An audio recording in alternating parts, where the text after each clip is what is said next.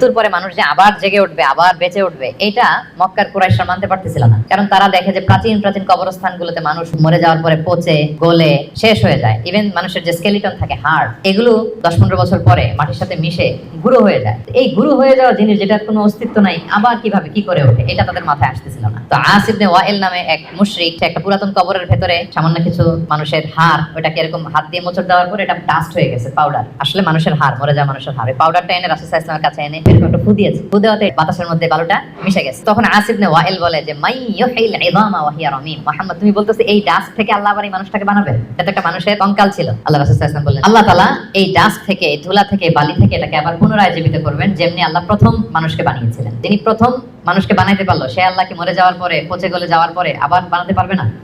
এবং আল্লাহ রাসূল সাল্লাল্লাহু আলাইহি ওয়াসাল্লাম বলেছেন মানুষের দেহে একটা হাড্ডির কণা আছে, ইন্না ফিল ইনসানি আযমুন লা ইয়াকুলুহুল আরদু আবাদান, একটা হাড্ডির কণা আছে যেটা কখনো মাটি বালু এটাকে খেতে পারে না। মিনহা ইউরাক্কাবুল খালকু ইয়াউমাল কিয়ামা, কিয়ামতের দিন এখান থেকেই মানুষের আবার পুনঃসৃষ্টি হবে। সাহাবারা বললেন আইয়ু আযমিন ইয়া রাসূলুল্লাহ, এই হাড্ডিটার নাম কি? আল্লাহ রাসূল সাল্লাল্লাহু আলাইহি ওয়াসাল্লাম বললেন আজবুদ জানাত, ডাক্তারি ভাষায় এটাকে বলে কক্সিক। আমাদের যে শিরদাঁড়া আছে না, মেরুদণ্ড, এই মেরুদণ্ডের একেবারে নিচে ট্রায়াঙ্গেল একটা ত্রিভুজ আকৃতির ছোট্ট বোন পার্টিকেল আছে, এটা নষ্ট হয় না। হিন্দুরা যে শ্মশানে লাশ পোড়ায়, সব পুড়ে যায়, ওইটা পুড়ে না। আমরা যে কবরস্থ করি, কবর মাটি সব খেয়ে ফেলতে পারে, কিন্তু ওই ছোট্ট হাড্ডি কণিকাটা নষ্ট হয় না।